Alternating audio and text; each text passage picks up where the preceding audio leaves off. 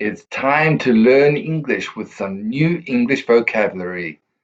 Today's new English vocabulary, except. Except. It means you can use it to not add something to a list of things. I like one, two, three, but not four. Or say why a statement you said isn't completely true. I like all numbers, but not four.